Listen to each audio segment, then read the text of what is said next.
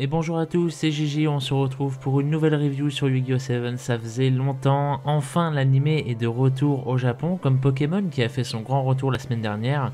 On reprend donc à l'épisode numéro 6, un épisode qui était très spécial. Alors je vais être mauvaise langue dès le début et je m'en excuse, mais j'ai vu pas mal de gens dire qu'ils avaient bien aimé cet épisode, qu'il était très fun et compagnie. Je vous avoue m'être pas mal ennuyé devant personnellement. Ça m'a pas spécialement fait rire, ni même trop intéressé à vrai dire pour une fois. Ce n'est même pas le côté ridicule ou trop comique de la chose qui m'a fait cet effet à vrai dire, je ne saurais pas vraiment vous dire pourquoi en somme, ça ressemblait à un filler de GX, ce qui n'est pas vraiment pour me déplaire, vous me connaissez, mais du coup l'intérêt est très amoindri forcément. Malgré tout, j'aime cette idée de populariser le rush duel de la sorte, en faisant se rendre compte à certaines personnes ou à certaines professions qu'il suffit parfois juste d'ajuster sa propre version de la chose pour obtenir un résultat différent qui peut plaire tout autant, voire même plus.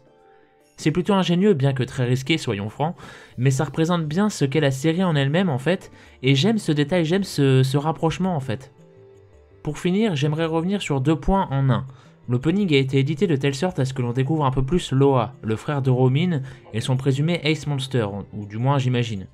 C'est une technique courante vu que le personnage était caché dans l'ombre entre guillemets, comme Yuli par exemple dans l'opening 2 Dark-Five.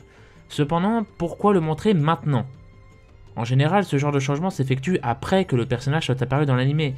Or, ici, Loa n'est même pas présent dans l'épisode, donc je trouve ce choix un peu étonnant et même assez idiot de le faire maintenant, mais bon, c'est un détail, vous me direz, et en soi vous avez raison, mais je trouve ça quand même assez curieux.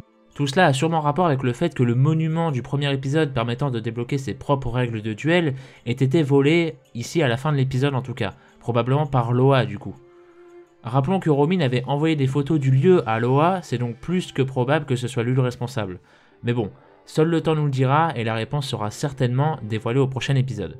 Et voilà, cette review est à présent terminée, je vous remercie de m'avoir écouté, n'hésitez pas à me dire votre avis concernant cet épisode en commentaire pour le retour de Yu-Gi-Oh! Après pas mal de semaines d'absence évidemment dû au Covid. Bon, je ne vous apprends rien, hein, mais ça fait quand même plaisir de se dire que ça y est, on recommence petit à petit à re-avoir nos petits animés, nos petites licences qui sont de retour, ça fait quand même plaisir.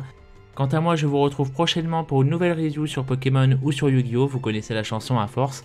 En attendant, portez-vous bien et des bisous.